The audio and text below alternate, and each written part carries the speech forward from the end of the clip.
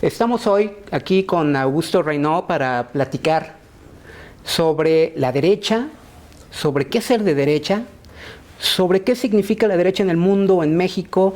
Es un tema, no sé si estás de acuerdo conmigo, Augusto, que no se discute mucho en este país, ¿no? Y tal vez vamos a empezar a intentar delucidar cuál es la razón por la que es una especie de tema tabú también, ¿no? Entonces, te quería preguntar, para empezar la conversación, ¿por qué crees tú que existe este tabú sobre una conversación pública sobre la derecha? ¿Y qué sería la derecha? Bueno, pero muchas gracias por el espacio, muchas gracias por aquí la invitación a Campus. Bienvenido. Pues bienvenido. Sí, es muy irónico porque yo creo que vivimos en uno de los momentos más politizados en la historia reciente de México. Todo es política, ¿no? La ciencia, la cultura, sí. El traje del presidente, todo está muy politizado el ambiente con la llegada de este nuevo régimen. Y uno de los grandes actores, que es la derecha, los conservadores, que no es lo mismo, pero digamos, lo meten un poco en el mismo costal, ¿no? No se habla mucho de eso. Tenemos como un mapa muy claro de la izquierda, de los liberales, y de la derecha no. Y es más curioso todavía porque si vemos en el mundo, las derechas, con diferentes matices, con diferentes sensibilidades, con diferentes agendas incluso, pero las derechas en el mundo no solo están vivas, sino que están ganando elecciones. Es cierto. ¿No? En Europa, en Israel, en Latinoamérica, en Estados Unidos, claramente. Entonces sí es irónico. Yo creo que aquí en México hay un tabú de que la derecha es mala por definición.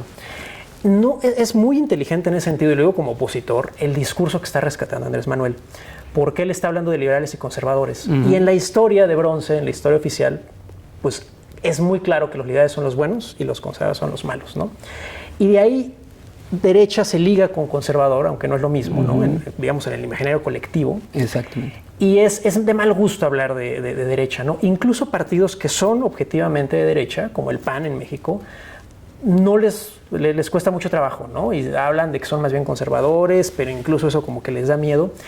Yo creo que la derecha está asociada, mal entendidamente, a mojigatería, ¿no? A ser santurrón, a ignorancia, a superstición, a provincianismo, a una serie de valores que no necesariamente, que no es correcto, porque ha habido una derecha monárquica, y ha habido una derecha republicana, ha habido derechas laicas y religiosas, ha habido derechas nacionalistas y globalistas, pero en México yo creo que sí está este estigma de que la derecha es mocha fundamentalmente, es mocha, es ignorante, es atrasada, es antiderechos, y en ese sentido no es sexy, porque la narrativa mexicana es el nacionalismo revolucionario. Tiene que ver con el triunfo del nacionalismo revolucionario, con el triunfo, digamos, de una especie de moralidad que proviene, desde mi punto de vista, del triunfo del nacionalismo revolucionario en México, y que, digamos, lo que se podría llamar el círculo rojo en México, que son los que discuten este tipo de temas, pues culturalmente son gente que se identifica con la izquierda o con el centro, pero no con la derecha, ¿no? Sí, los intelectuales aquí en México les gusta decir que son liberales, ¿no? Y eso da prestigio intelectual, digamos, es lo kosher, es lo políticamente correcto. Te invitan a las fiestas.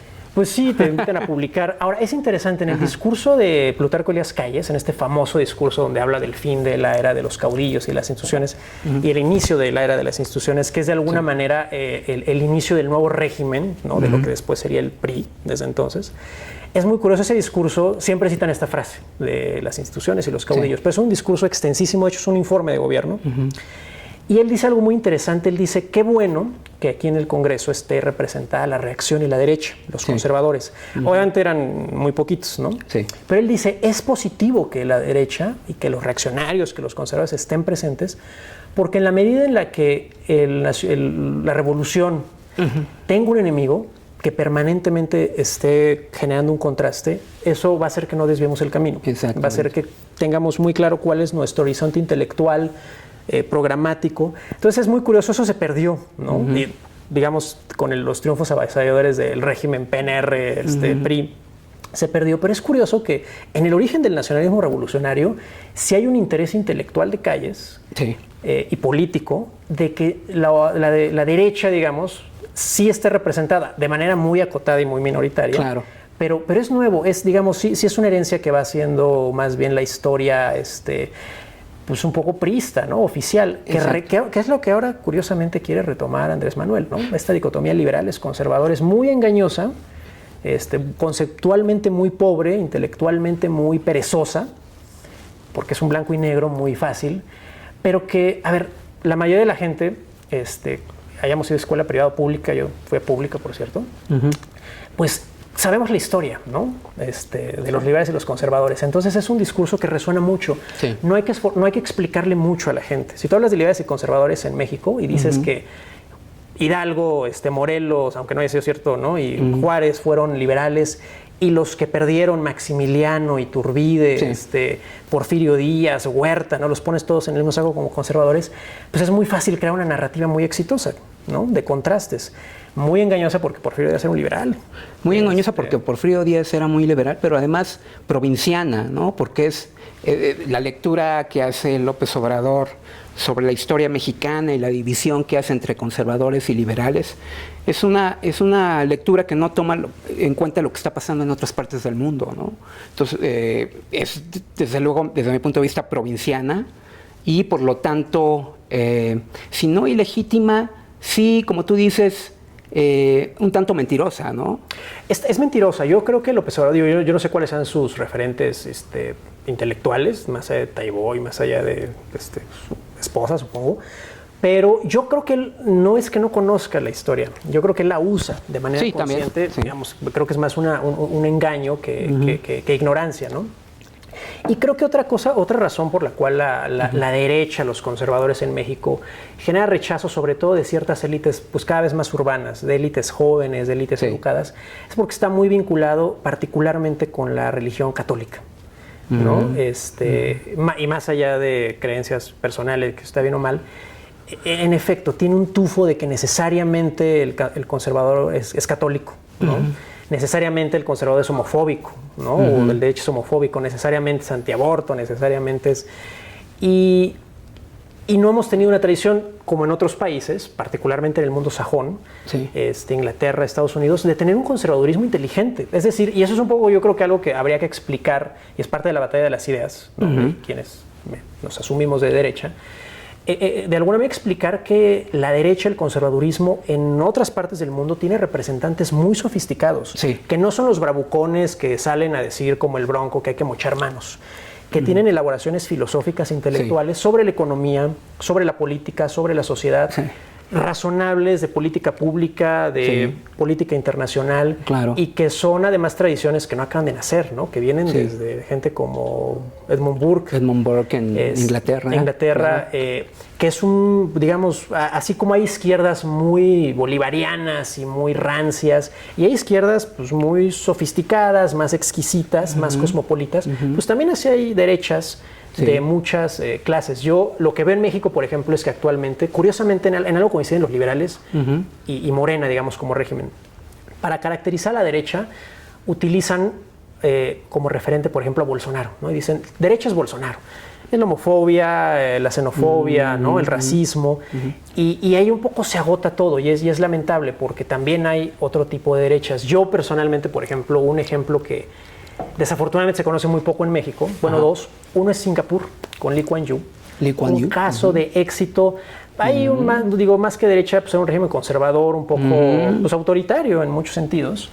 Pero desde un punto de vista occidental, ¿no? Desde un punto de vista occidental, y él lo decía mucho, ¿no? Pero digamos, la experiencia de Singapur, la experiencia de Israel con Netanyahu, que acaba de ganar su quinta elección como primer ministro, digamos, son estas derechas muy serias y yo creo que también el gran problema en México con la derecha es que en algún momento se hizo un divorcio entre la derecha y lo social. La derecha, cuando la gente piensa en derecha, piensa en gente rica, en gente privilegiada, en élites que están muy apartadas del pueblo, de las necesidades cotidianas. Lamentablemente en parte es cierto, ¿no? En parte es cierto. Pero hay algo que a mí siempre me ha parecido muy curioso. Yo en la universidad leí un texto maravilloso de historia, en ese momento de historia de Europa, y comentábamos con el profesor, en el ITAM, por cierto, antes de pasarme a nuestra alma mater, al Colegio de México. Curiosamente, esa clase de historia fue en el ITAM, que es más económico que histórico, en donde contaba que las primeras ensayos de lo que después se convirtió en el estado de bienestar no vinieron de los liberales ni de los socialistas, vinieron de regímenes conservadores. Bismarck. Y un poco la lógica, y yo creo que lo que la derecha mexicana nunca ha entendido bien, y muchas derechas, nuevamente extranjeras, se han entendido, es que la pobreza, la desigualdad, no son preocuparse por la pobreza, por la desigualdad, no te hace socialista ni te hace de izquierda, claro, de manera automática, ¿no?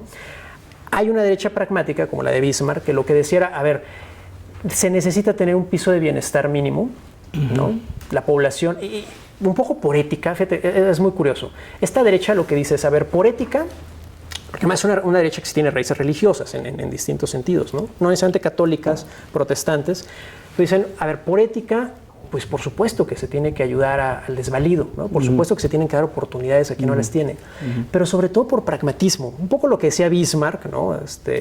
En ese momento, cuando el liberalismo y el socialismo eran los grandes competidores de los regímenes imperantes, pues, conservadores, lo que decía es, si la gente no tiene mínimos de bienestar, se va a dejar llevar por el socialismo y por el liberalismo, ¿no? Cuando la gente no tiene nada que perder, pues es muy fácil que tenga mucho que arriesgar. Claro. Y eso lo vimos aquí en México. Yo pienso que el triunfo de López Obrador en buena medida fue por supuesto, yo se lo reconozco, a pesar de que sea opositor, producto de su tenacidad, de su esfuerzo, pero también fue una culpa de élites, de las élites que nunca entendieron que pasó finalmente lo que terminó ocurriendo. Que cuando tanta gente tiene muy poco que perder, está tan harta, más allá de un tema psicológico de que esté harta de la corrupción, de los abusos, cuando tú tienes muy poco que perder, cuando tú tienes una familia a la que no le puedes dar vacaciones, a la que cada vez te alcanza para menos, ¿no? Cuando compras, que no la puedes llevar a restaurantes, que pues, vives con muy poquito, cuando llega una opción como Andrés Manuel, aunque sea un mitómano, demagogo, te ofrece esperanza. Exacto. Si tú eres alguien que tiene un mínimo de bienestar y dices, híjole, es que si me arriesgo con esto y resulta que pues, no maneja bien la economía y no maneja bien, ¿no? Pues puedo perder mis ahorros, pues te preocupas y piensas un poco más tu voto. Pero si no tienes ahorros, pues no tienes nada que perder. Exacto. Y 30 millones de personas decidieron eso. Y esas 30 millones de personas, pues no es que todas sean fanáticas, ¿eh? O sea, no es que todas sean tontas, fanáticas, zombies. Muchas genuinamente están agraviadas y genuinamente no tienen nada que perder y no vieron otra opción. Y realmente yo creo que fue una decisión hasta cierto punto racional, ¿no? Votar por... Digo, si piensas, y creo que estamos de acuerdo en eso, si piensas que el sistema político que, digamos, ese interregnum, ¿no? Entre el año 2000 y el 2018, si lo piensas como un régimen que tuvo buenos éxitos, pero que fracasó en algunos de sus objetivos más importantes, se puede pensar como racional la opción por López Obrador, ¿no? Ahora, déjame cambiar un poco de hablar un poco de México y tratar de definir qué es la derecha, ¿no? Porque hemos hablado de algunos de los conceptos de la filosofía política mientras estamos conversando, como el liberalismo y el conservadurismo, pero la derecha y la izquierda no necesariamente es liberal y conservador, ¿no? Sí, derecha e izquierda nos habla más bien de una especie de dicotomía topológica, digamos, que divide el espacio, ¿no? El espacio de la derecha, el espacio de la izquierda, y que pues muchos politólogos están de acuerdo, entre ellos Norberto Bobbio, por ejemplo, que es un socialdemócrata, en que esta dicotomía nace con la Revolución Francesa, ¿no? Nace con la Revolución Francesa y que divide, digamos, el espacio político entre la derecha y la izquierda. Entonces, un poco lo que quería platicar contigo es, hay muchos críticos, hay mucha gente que piensa que esta dicotomía entre la derecha y la izquierda ya no aplica, digamos, en el mundo moderno, ¿no? ¿Cuál es su opinión sobre eso? Muchos dicen, ya la izquierda y la distinción entre izquierda y derecha quizá funcionó durante un tiempo, pero ahora nos enfrentamos con nuevos problemas y esta dicotomía ya no es útil. ¿Qué piensas sobre eso? Yo creo que eso fue cierto durante una buena parte de la historia del siglo XX, posterior a la Segunda Guerra Mundial. Es cierto que después de la guerra se crea, digamos, un gran, en el mundo occidental, digo, más allá de la confrontación entre capitalismo y comunismo, en el mundo occidental, en términos generales, básicamente todos los países empiezan a tender al centro, ¿no? Entonces uno encuentra que en Estados Unidos, por republicanos y demócratas que serían las izquierdas y las derechas, convergen en la mayoría. Digamos, hay grandes consensos en términos generales de hacia dónde tiene que ir la economía, que tiene que ser una economía de mercado, estado de bienestar, ¿no? Etcétera. Y es cierto que, y México no fue la excepción, hubo una convergencia hacia el centro que se exacerba cuando cae el muro de Berlín. Dicen, pues claramente ya se acaba. Ahora sí, ya si a alguien le quedaba claro que se habían borrado las fronteras entre izquierda y derecha, pues ya nada más hay un solo consenso, que pues, la democracia liberal, que pues, es un poco un centro, ¿no? Sí. Yo creo que eso era cierto hasta hace relativamente poco. Pero creo que, y digo, es un hecho que hubo mucha prosperidad económica, ¿no? Han sido, como les gusta citar a muchos liberales, en los momentos en donde ha habido más prosperidad económica, menos tasas de mortalidad, ¿no? Digamos, todos los indicadores en términos generales, más allá de muchas carencias, iban muy bien y parecía que era el consenso. Sí. Yo creo que en el siglo XXI empieza a haber una serie de irrupciones en el sistema internacional y a nivel nacional que vuelven a ser pertinente la distinción entre izquierda y derecha. Por ejemplo, el gran consenso liberal demócrata hacia el centro no supo qué hacer para resolver el problema del terrorismo, que es un problema que, digo, si bien siempre ha existido, se exacerbó de una manera muy, muy importante, ¿no? Digamos, en este primer trecho del siglo XXI. La migración, el terrorismo y la seguridad pura y dura, que después de un periodo de gran paz, después de la posterior a la Segunda Guerra Mundial, pues realmente no ha habido grandes guerras, no ha habido grandes enfrentamientos. Este consenso de centro no supo cómo responder al terrorismo, no supo cómo responder a la migración, no ha sabido cómo responder a la irrupción tecnológica que ha creado unas grandes tasas de desempleo, incluyendo en el mundo desarrollado, ¿no? Que ha ido sustituyendo cada vez a los trabajadores. Bueno, gran parte del discurso de Trump fue un poco eso, ¿no? En contra de estos trabajadores que pensaban que era la migración, en realidad era la irrupción de las nuevas tecnologías. Migración, seguridad, terrorismo, nuevas tecnologías. Un resurgimiento de los nacionalismos, ¿no? Producto de, pues, irónicamente, creo que también la tecnología que ahora permite comunicarse instantáneamente, ¿no? En todo el mundo y que todo el mundo celebra y es hasta un lugar común, ¿no? Decir que un clic de distancia. Lejos de crear ciudadanos más cosmopolitas, ha creado en muchos casos mayor conciencia y mayor identidad y, entre otras razones, ha exacerbado nuevamente sentimientos nacionalistas, independentistas. Bueno, ahí está Cataluña, ¿no? Ahí están y muchos ejemplos, ¿no? Ese quizás es el más conocido, más mediático. Y a todos estos nuevos retos del siglo XXI, me parece que ya no han vuelto pertinente nuevamente, ¿no? Las posiciones de izquierda y derecha. Las posiciones de izquierda y derecha sí han evolucionado, ¿no? Un poco lo que decíamos, pues la derecha ha sido pues, monárquica y republicana, ha sido nacionalista profundamente y ha sido capitalista, globalista, ¿no? Pero lo que vemos es que nuevamente estas grandes líneas ideológicas han vuelto a ser relevantes. Y yo lo que creo es que hay que hacer una distinción, ¿no?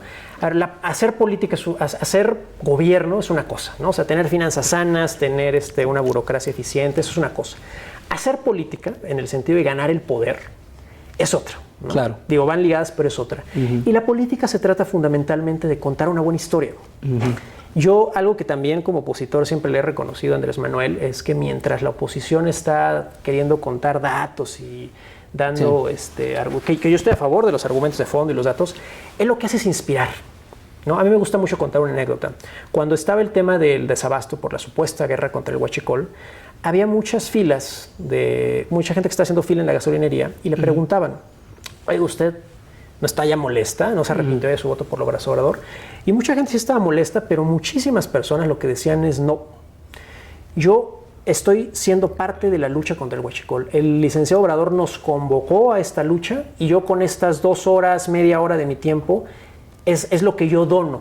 Así como cuando Cárdenas expropió el petróleo y que iban las señoras a dar la gallina y todo. Bueno, la política es contar una buena historia, es inspirar, es dar razones, pero es inspirar. Es decir, ¿qué proyecto de país veo? ¿Hacia dónde vamos? Y para eso sí sirve la izquierda y la derecha, porque para eso la ideología sí importa.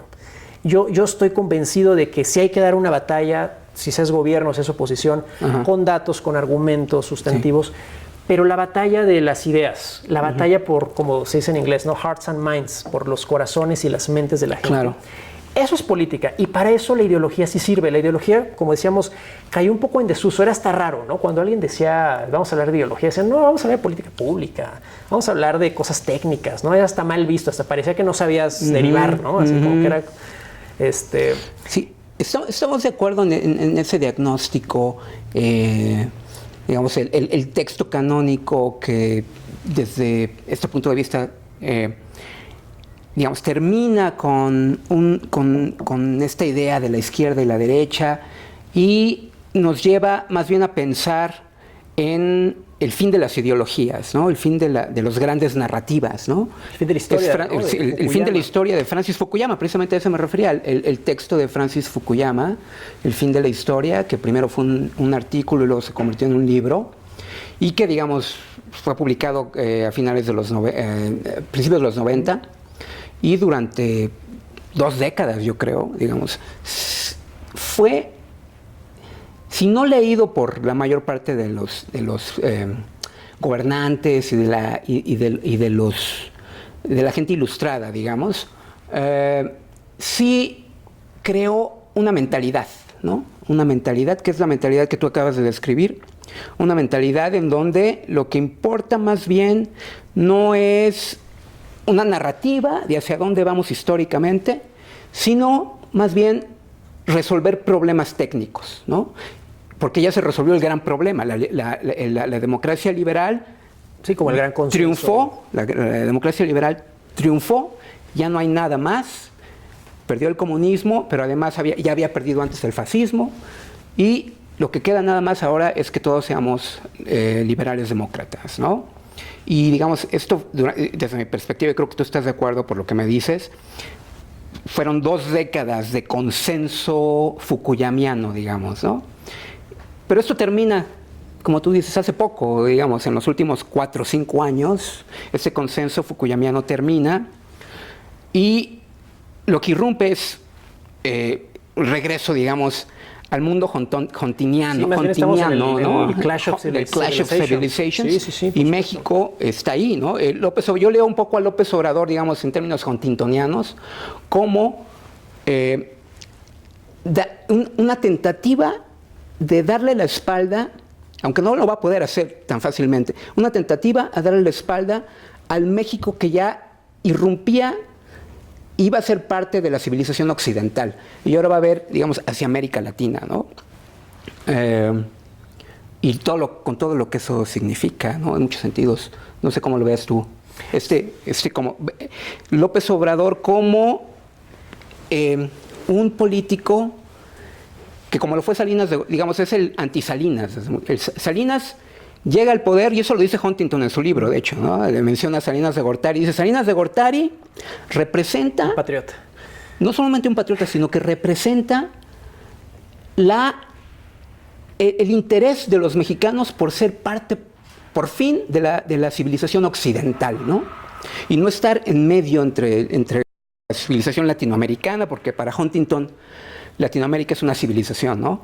Entonces, México estuvo en medio entre América Latina y la civilización occidental, y con Salinas de Gortari ya decidieron ser totalmente occidentales. Llega López Obrador y, en mi lectura, le quiere dar la espalda a Norteamérica. Entonces, no sé qué te parecería a ti esa lectura.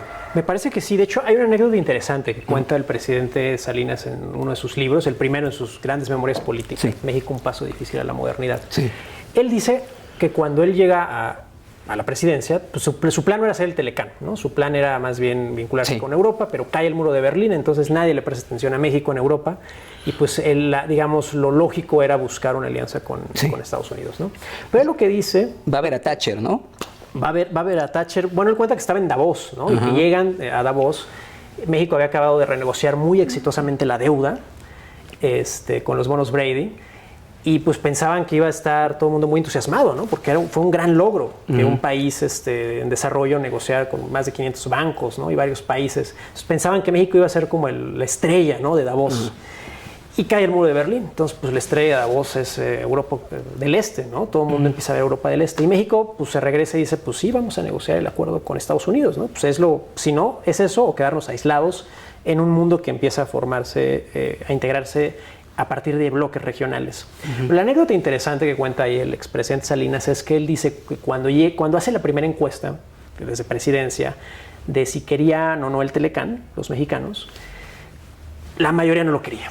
Había una serie de prejuicios en contra de Estados Unidos. Pues acá, pues digamos, la apertura en eso, ahorita ya es, pues está, la apertura comercial ahorita y cultural es algo normal, ¿no? Todo el mundo que nació en esas fechas, pues ya ni lo siente. Pero estaba muy reciente pues, la apertura, digamos, de México, ¿no? Después de una economía cerrada. Entonces él hace una encuesta, o varias encuestas, y todas salen que no quieren al Telecán, que Estados Unidos sigue siendo el gran enemigo que nos robó el territorio, ¿no? Hay un sentimiento anti-yanqui, ¿no? Como dicen, muy importante.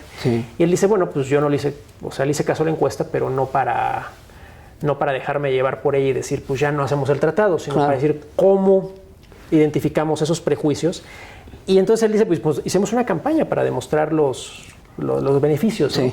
Posteriormente, se fue haciendo, ya lo cuenta, cómo las encuestas fueron creando un consenso en favor del Telecán y en favor de, hasta cierto punto, de una identidad estadounidense. Es algo que otro intelectual ahí muy famoso y que ha hablado mucho de esto, Robert Pastor, llamó la idea de América del Norte, ¿no? Esta idea de que, pues sí, México es parte de una gran familia norteamericana, sin renunciar a su, digamos, evidentemente por idioma, por religión, por cultura, pues somos parte también de Latinoamérica.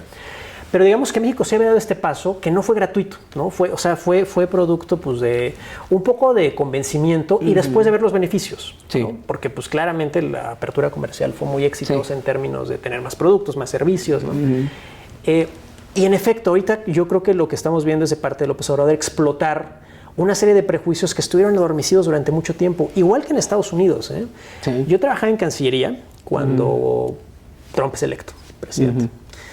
Nos tocó ver toda la elección y lo que decía mucha gente era que cómo era posible que México dimos por hecho que después del Telecán pues ya éramos amigos y éramos socios, y lo que no nos dimos cuenta es que pues a nivel gobierno sí, pero a nivel de la población los prejuicios continuaban y de este lado también, ¿no? A pesar de los beneficios, a pesar de que todo el mundo, tenemos una relación como de amor-odio con Estados Unidos, ¿no? Porque mucha gente la odia pero quiere ir a Disneylandia, ¿no? Todo el mundo la odia pero va a ver los Avengers, ¿no?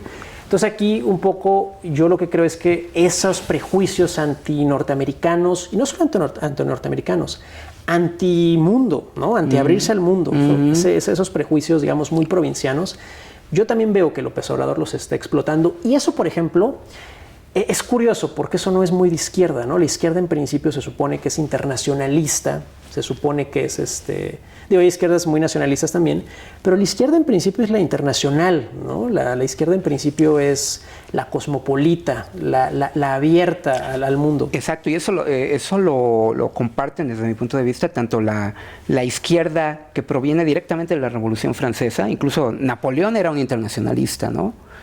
Y los valores que impulsa la Revolución Francesa pues, son totalmente internacionales, ¿no? Y también, digamos, la izquierda marxista es también una izquierda... Por razones pragmáticas. Es una izquierda internacionalista también, aunque luego llega Stalin y propone más bien este modelo de una izquierda nacionalista de la Unión Soviética, ¿no? Pero Marx, si tú lo lees bien, es un internacionalista, ¿no? Si el capitalismo tiene que ser global, las contradicciones del capitalismo solamente van a llegar cuando se haya conquistado todo el planeta, ¿no? Primero debe ser la conquista del planeta y luego ya va a haber estas contradicciones del capitalismo que van a llevar a su disolución y la llegada del socialismo, ¿no? Pero primero hay que plantear la globalización. Claro. Marx era globalista, ¿no? Por supuesto, porque si los obreros son nacionalistas, van a pelear entre naciones. Y es lo que decía, no hay que pelear entre naciones. Sino entre clases sociales. Sino entre clases sociales. Y ahí la derecha ha sido mucho más consecuente, digamos, porque la derecha pues, ha sido en principio más nacionalista. Y vemos que las derechas que están resurgiendo hoy, en Francia, el Frente Nacional, bueno, ahora cambiaron el nombre con Le Pen, con Marine Le Pen, en mismo Israel, con Netanyahu, bueno, Estados Unidos es America First, ¿no? Bolsonaro en Brasil también es, no me acuerdo cómo se dice en portugués, pero algo así como Brasil... su todo, ¿no? Brasil arriba de todo y Dios arriba de todos, ¿no? Algo así. La derecha en ese sentido, digamos, de acuerdo a los horizontes tradicionales y vigentes que están renaciendo, la derecha es más nacionalista. Tanto la izquierda como la derecha son ahora nacionalistas las dos. Ahora las dos. ¿Quién está hablando en favor del planeta Tierra, no? Pues son los liberales, ¿no? Son los socialdemócratas, son estos... el centro. El centro es el que está cumpliendo esta función. Y yo creo que ahí hay un área de oportunidad para la derecha. Para la derecha. Ahora, vamos a hablar un poco tú dices que falta una narrativa de derecha, ¿no? Hay una narrativa de izquierda, digamos que es la narrativa que retoma López Obrador, pero hasta cierto punto se puede argumentar que la narrativa de López Obrador retoma, digamos, la que era del PRI, ¿no? La revolucionario nacionalista, ¿no? Con algunos cambios, él poniéndose como parte de esta historia. Un continuador. Todo lleva a López Obrador, pero, digamos, básicamente es la misma historia. ¿Cuál sería la narrativa de la derecha en México?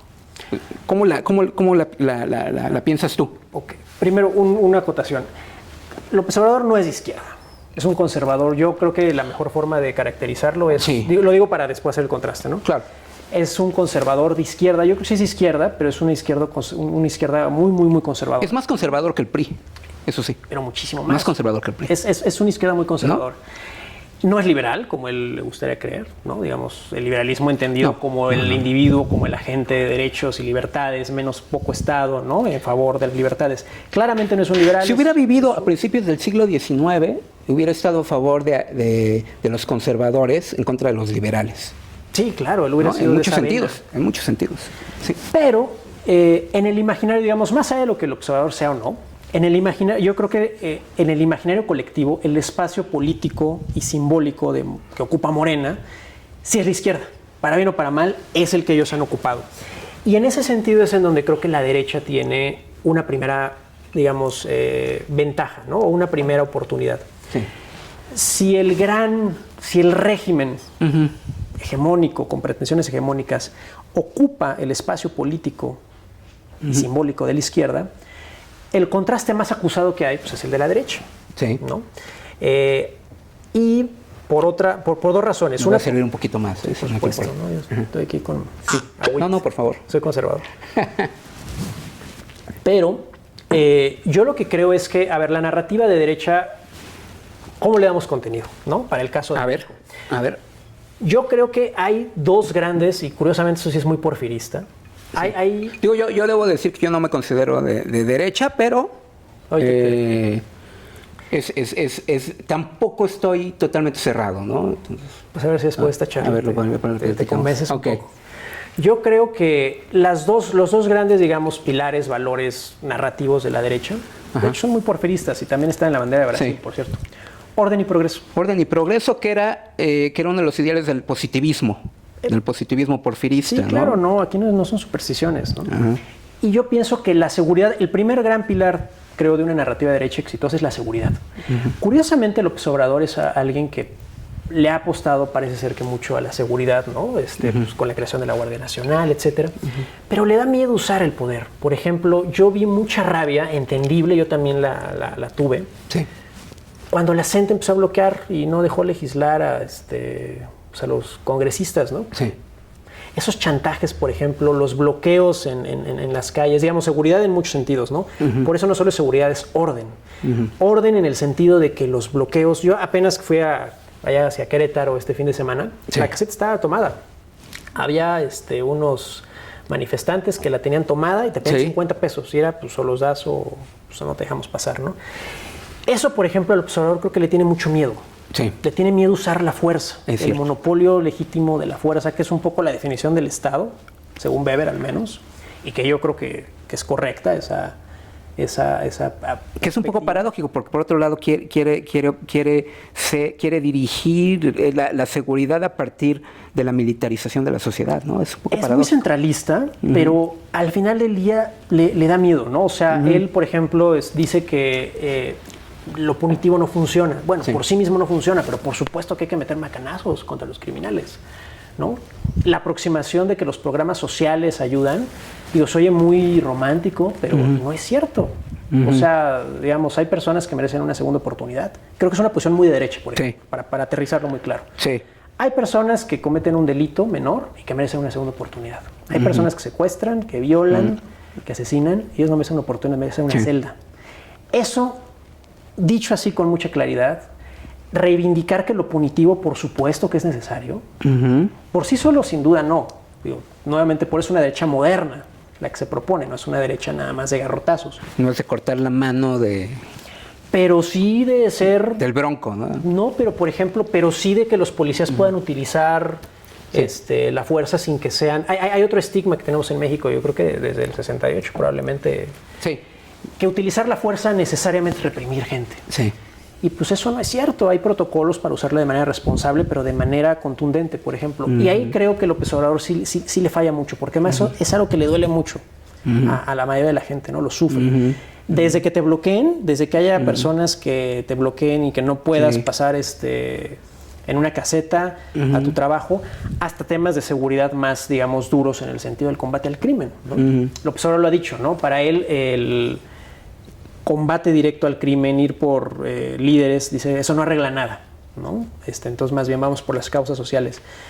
Me parece que es un error, está demostrado que sí sirve, ¿no? Digo, es un proceso lento, es un proceso doloroso, pero sí.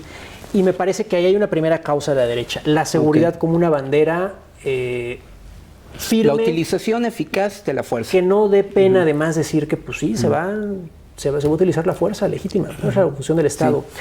Otra, me parece que es recuperar la idea del mérito. Morena está, me parece que en un proyecto no solo político, sino ideológico, de convencimiento de romantización de la pobreza, ¿no? La pobreza, el pobre es, pues es bueno, ¿no? Es una condición casi virtuosa ser pobre, ¿no? Pobrecitos, los pobres, yo los cuido. Bueno, la otra vez les dijo hasta animales, ¿no? Prácticamente. Y lo equivalente en términos de educación, que es la romantización de la ignorancia. La romantización de la ignorancia. Y hay un ataque, y digo, si lo podemos ver en los articulistas afines a Morena, desde los más parcos hasta los más sofisticados, que hay algunos, más o menos, hay sofisticadones, van contra el mérito. Ellos lo que dicen es, el mérito es un gran engaño del neoliberalismo. El mérito es es de derecha. Es un invento para esconder privilegios. Realmente, quien ha triunfado en la vida no es por sus méritos. Eso dice discursivamente para que la gente no le tenga envidia. Pero en realidad es porque pues, nació con oportunidades. Ahora, nuevamente, una derecha inteligente reconoce que sí hay diferencias importantes en acceso a educación, acceso a salud. Eso es cierto. Pero de ahí a matar el mérito como un valor cívico, como un valor civilizatorio, como un valor de convivencia, me parece que ahí nuevamente... Esa es otra buena causa de la derecha. Es otra buena causa. La reforma educativa a mí me dio mucho coraje como la oposición, la verdad es que no dio una batalla que me gustaría haber visto con la reforma educativa, ¿no? Volverle a entregar el control a la gente, ¿no? Sí. Y el mérito, estas ideas de que ahora se permite copiar, es virtuoso, ¿no? Y le llaman que es trabajo en equipo. Que hay profesores que, aunque no tengan la capacidad, aunque no hablen inglés, pueden dar clases de inglés, ¿no? Que los pobres es bueno, entonces hay que mantenerlos un poquito pobres aquí paliativamente, pues hay que darles ahí su dinerito.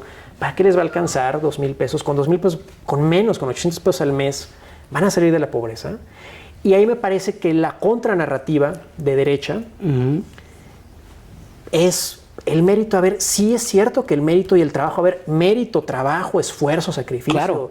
No sé si puedo decir aquí, pero chingarle, se vale. O sea, no solo se vale, es como virtud pública, como moralidad pública, en lugar de estar distribuyendo la cartilla moral, ¿no? Que es una cartilla así como de resignación, ¿no? Sí. La moral pública basada en el esfuerzo, en el trabajo y en el mérito, me parece que ahí hay una causa muy concreta de derecha que aterriza en educación, que aterriza en programas sociales. Los programas sociales, por supuesto que hay gente a la que hay que darle apoyos para nivelar el piso. Pero una cosa es darle dinero, transferencias directas, y otra cosa es darle oportunidades, otra cosa es darles empleo, otra cosa es crear condiciones. Nuevamente, si analizamos un poco qué ha sido exitoso de las derechas que están ganando en todo el mundo, ha sido un uso inteligente de los programas sociales para dar oportunidades, o sea, más que un poco, no antes trillado, ¿no? Pero este discurso, a ver, yo voy a ver a los ojos a una persona con mucha necesidad y le voy a decir, pues mire señora, aquí hay de dos, o le doy sus 800 pesos cada mes, que lo van a dejar pobre, o vamos a hacer cosas para que de verdad cambie su realidad. Claro. Y para que no solo usted, sino que sus hijos puedan acceder a un mejor futuro que el que tú. Yo tuve una gran ventaja y a lo mejor eso me ha marcado en mi vida, ¿no? Sí. Yo no provengo de una familia rica, de repente me dicen que soy fifí, que soy privilegiado. Provengo de una familia pues, de clase media, media baja. Y yo tengo la gran, digamos, experiencia vital de que mis padres estuvieron mejor que sus abuelos, que mis abuelos, y yo mejor que mis padres, ¿no? Y eso como moralidad pública, digo, ahora, eso que como discurso una cosa y que pases otra, ¿no? Pero por eso es un proyecto político, ¿no? Me parece que esa moralidad a mí me gusta. Y yo la identifico con lo que caracterizaríamos como una derecha mexicana. Sí. La moralidad de Del esfuerzo. del esfuerzo. El esfuerzo individual. Del mérito y de que por supuesto que cuenta. Oye, si tú aprendes 2 idiomas en lugar de 1 o 3 en lugar de 2, pues es claro que, que está bien que te vaya mejor.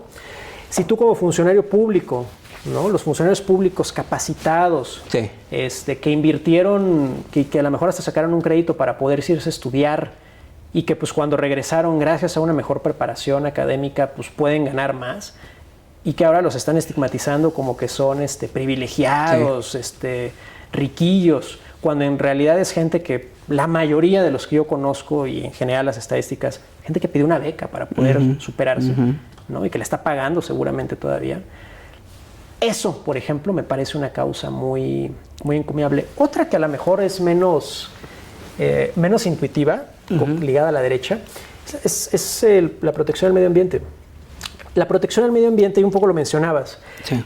está vinculada generalmente como o digamos, en el saber popular, pues, tú dices, ¿quiénes son los ecologistas? Pues son de izquierda, ¿no? Son progres.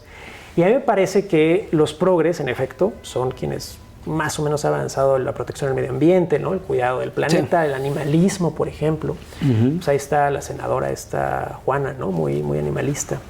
Pero lo hacen de esta forma ridícula, ¿no? No es sexy. Ser ecologista no es sexy, es teto, ¿no? Sí, los progres han vendido al ecologista como pues alguien básicamente pues un poco teto, ¿no? Como estos vírgenes que no tienen nada que hacer, entonces se van a Greenpeace. Y es una causa sumamente importante. Claro. O sea, digamos, es un hecho. A mí, por ejemplo, El planeta está en juego, ¿no? Está en juego. Hay una derecha que a mí me parece que ahí sí se equivoca y es muy, muy parroquial, que no cree en el cambio climático, por ejemplo. Bueno, a ver, eso sí pues eso es indefendible, ¿no? Pero esa bandera, por ejemplo, la bandera animalista, la bandera del cuidado del medio ambiente, defendida desde una posición de derecha, y que entiendo por una posición de derecha pragmática. Lo que han hecho los progres y los liberales al defender esta causa es tratar de apelar a la caridad. Oye, pues es que las tortuguitas, ¿no? Les vas a cada popote que arrojas, estás matando a una tortuga. Digo, eso mueve a mucha gente, pero no suficiente gente. Yo creo que la derecha lo que sabe hacer bien cuando se lo propone es apelar no tanto a la caridad, sino al pragmatismo. Oye, no lo hagas por la tortuga, hazlo por ti. Hazlo por ti, claro. Mira, te conviene por esto y por esto y por esto. Vas a pagar menos si no usas bolsas, ¿no? De plástico. Yo creo que la derecha tiene una capacidad narrativa. Vas a vivir importante. más. Vas a vivir más. Hay que apelar a lo pragmático. Hay que apelar, digo, suena un poco... La derecha pragmática es lo que propones, ¿no? Te entiendo como proponiendo esta derecha positivista, pragmática, racional hasta cierto punto, que me parece a mí que tiene mucho sentido en México. Ahora, yo estoy de acuerdo sobre todo en la parte, digamos, tratando de hacer una especie de teoría de la distinción entre derecha y izquierda. Estaba leyendo yo el libro famoso de Norberto Bobbio, ¿no? Él dice, la izquierda, o sea, hay que distinguir, la gran distinción entre la izquierda y la derecha es que la izquierda busca la igualdad, ¿no? Hacer que los seres humanos sean más iguales. Mientras más iguales sean los seres humanos, mejor, ¿no? Obviamente él no cree en le llama utopismo, ¿no? Esta idea de que la izquierda no va a querer que todos seamos exactamente iguales, ¿no? Pero es mejor tener una igualdad económica, una igualdad social, una igualdad política, que tener desigualdades, ¿no? Mientras que la derecha, el valor de la derecha no es la igualdad, sino la desigualdad. La desigualdad, pero no en el sentido necesariamente económico, digamos, tratando de buscarle virtudes a la derecha, ¿no? Desde el punto de vista de Bobbio, ¿no? No desde el punto de vista... La desigualdad puede ser una virtud. O sea, por ejemplo, si tú piensas que una sociedad debe promover el derecho a ser diferente, ¿no? El derecho a ser diferente, el derecho a la individualidad, ¿no? Que es lo que tú estabas hablando del mérito, ¿no? Enfocarse en la individualidad, enfocarse en el derecho a la diferencia, enfocarse en lo que nos hace a cada uno de nosotros distinto a los demás, me parece que es un valor que es encomiable, ¿no? De perseguir, y en este caso desde el punto de vista de Bobbio, sería los valores de la derecha, ¿no? Y hay mucho que explotar en el discurso mexicano, ¿no? Decirle a los mexicanos, tú como ser humano que eres distinto a los demás, tienes tu propio valor, ¿no? Y ese valor como individuo lo puedes explotar, ¿no? Mientras que, por ejemplo, la izquierda hablaría más bien, la izquierda tiende al colectivismo, ¿no? Tiende a olvidar al individuo en favor de la colectividad. La derecha tiende más bien a enfocarse a las posibilidades, eso lo dijo Nietzsche, ¿no? Muy famosamente, ¿no? Las posibilidades de la promoción de todas las capacidades individuales, ¿no? Creo que en términos teóricos ahí se puede también entender la diferencia entre la izquierda y la derecha, no sé qué piensas. Sí, claro, yo estoy de acuerdo. Uno de los grandes, digamos, pensadores serios, muy respetados, Kirk, del conservadurismo americano, justamente una de sus premisas, y yo la comparto y hay que explicarla porque puede ser polémica, él lo que decía es una sociedad estratificada, social y económicamente, no solo es natural, sino que es deseable. Y en efecto, ¿no? La igualdad a toda, la igualdad a ultranza, pues no solo es imposible, sino que no es justa, ¿no? Más allá de que no sea imposible, más allá de que no sea viable, incluso si fuera viable, el punto es que no es justa. Y un poco el pensamiento conservador de derecha, un poco lo que dice, yo lo comparto, lo dice también Lee Kuan Yew, ¿no? Que veo que tú también, ahí como que vi que eres fan. Lo que dice es, a ver, ¿somos iguales? Digo, en dignidad, en derechos, ante la ley somos iguales, por supuesto, ¿no? Y eso es algo deseable. Pero en capacidades, en reputación, ¿no? Pues no, y eso se tiene que ver, digamos, en la medida en la que las personas no somos iguales en inteligencia. Y yo creo que no hay que tener miedo a decirlo, ¿no? Pues hay gente más lista que yo y hay gente menos lista que yo, ¿no? En capacidades, en prestigio, en reputación, en habilidades para diferentes cosas, en disciplina, pues hay gente que es más disciplinada que otra, ¿no? Aunque sea menos lista. Eso, si no se refleja en una diferencia socioeconómica, pues no es justo, ¿no? No sería justo, no tiene sentido. No, claro. Y un poco lo que dice el pensamiento conservador en el sentido de derecha es una sociedad estratificada, pues es benéfica. Porque además, que una sociedad esté estratificada, que haya gente más rica que pobre, que haya gente que tiene más acceso a más satisfactores que otro, no quiere decir que sea estático. Digo, eso puede cambiar, ¿no? Es decir, el que esté estratificada no quiere decir que los mismos siempre estén. Yo creo que la gran apuesta de la derecha es decir, a ver, sin pena y sin rubor, la desigualdad es natural. Y no tenemos por qué forzar la igualdad. Lo que me parece que sí es importante es no caer en una desigualdad extrema. Claro. Nuevamente un poco lo que decíamos, ¿no? Es decir, una cosa aceptar sociedades estratificadas en donde hay gente que pues, sean jefes, hay gente que no sean jefes, ¿no? Y eso no nos tiene que dar pena, digo, es una realidad. Otra cosa es permitir que haya gente que se muera de hambre. Claro. ¿No? Por ejemplo. Claro. Sí, y como tú dices, la justicia es una definición de la justicia, hay muchas, ¿no? Pero una definición de la justicia clásica es darle a los iguales lo mismo y a los desiguales no darles lo mismo, ¿no? Y esto me lleva un poco a un comentario que a mí me digo, es un tema que me interesa mucho, que es cómo se vincula un régimen de derecha con las minorías, por ejemplo, con las minorías sexuales, ¿no? Cómo se vincula, cuál es la posición respecto a, pues de entrada, por ejemplo, la comunidad LGBTI, ¿no? Y yo a mis amigos de la comunidad LGBTI pues les he dicho, a ver, ¿tú qué prefieres? ¿Un político que lo que te ofrezca es lenguaje incluyente, que desde mi punto de vista es una ridiculez? ¿O un político que te asegure, o un régimen que te asegure seguridad para que tú puedas ejercer tu identidad y tus preferencias con la certeza de que nadie te va a agredir por eso? Y que si pasa, va a haber consecuencias, ¿no? Es un poco eso, ¿no? O sea, mientras que ¿qué le está ofreciendo la izquierda a la comunidad LGBTI? Hablar en femenina, ¿no? Hablar en incluyenta.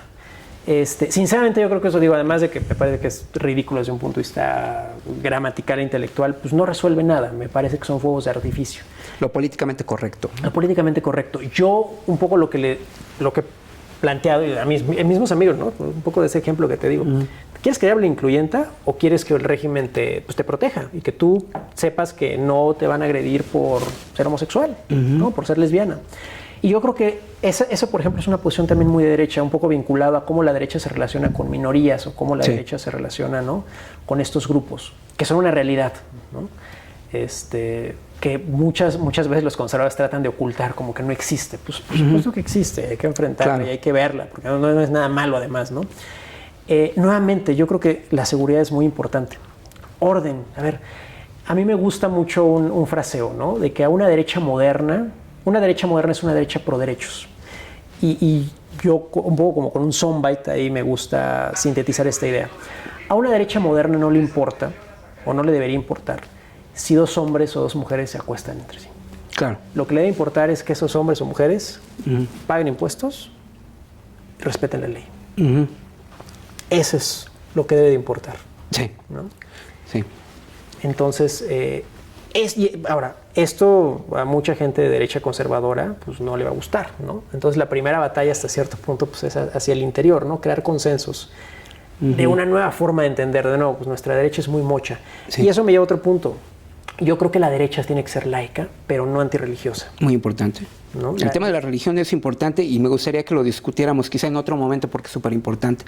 Ahora ya para terminar, porque ya estamos sobre el tiempo, ¿qué te parece lo que está pasando hoy digamos, con la derecha partidista mexicana, que sería el PAN, ¿no?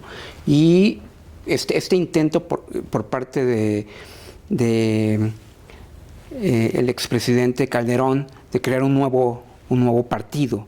Estamos ante 2 concepciones diferentes de la derecha. Alguno tendrá más posibilidad de lograr, digamos, ser una oposición de la derecha, o se tiene que crear un nuevo movimiento, digamos, opositor a López Obrador, que no tenga que ver nada ni con el PAN ni con Calderón. Yo creo que se tiene que crear algo nuevo. Yo pienso que el PAN está muy desdibujado. Institucionalmente tiene una serie de problemas. ¿Tú te acuerdas cómo se llama el presidente del PAN?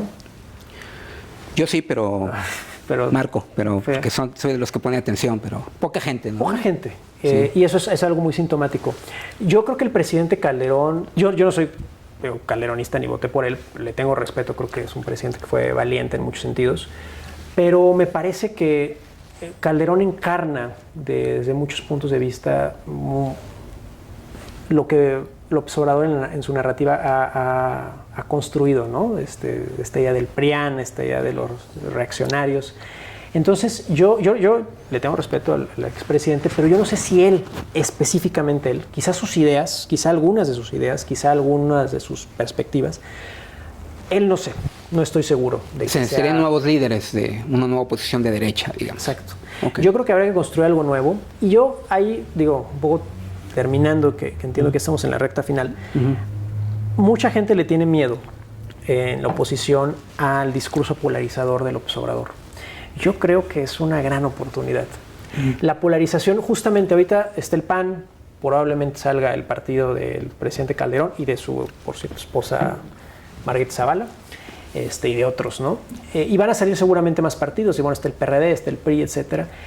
Está muy atomizada la oposición. Yo creo que el discurso polarizante, curiosamente, le ayuda a la oposición.